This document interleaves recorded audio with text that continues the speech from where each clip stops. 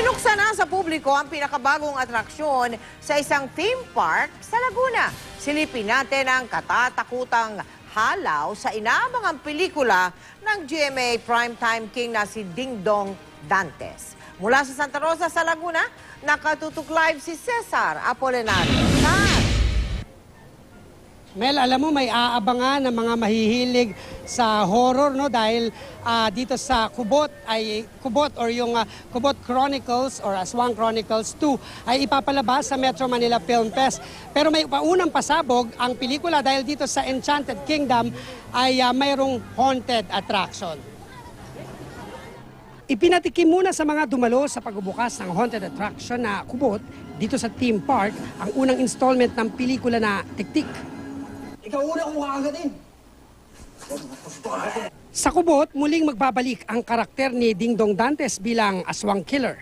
Pero hindi lang isang uri ng aswang ang haharapin ng karakter ni Dong, kundi iba't ibang uri ng aswang sa mga kwentong nagpasalin-sali na sa paglipas ng panahon.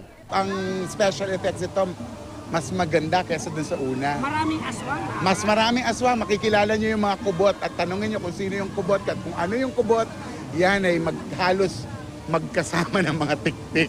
Nagbabalik din ang ilan pang karakter. Pero tiyak aabangan din dito ang tambalang Abra at Julian San Jose.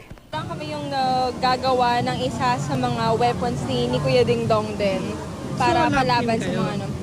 Initially, love team nas like established talaga na love team, but like lalo na sa mga panahon ngayon na magpapasko, gusto natin matakot, gusto natin magulat, lahat ng extremes gusto natin maging masaya, and this is one perfect opportunity para i-celebrate natin to kasama ang pamilya.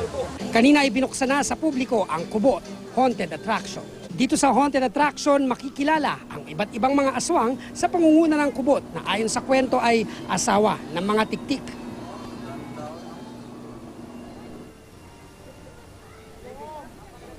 Mel, alam mo yung mga kababayan natin na gustong manood ng Kubot sa December 25 ay paunang tikim, pumunta kayo rito sa Enchanted Kingdom at pumasok sa Haunted Attraction. Mel?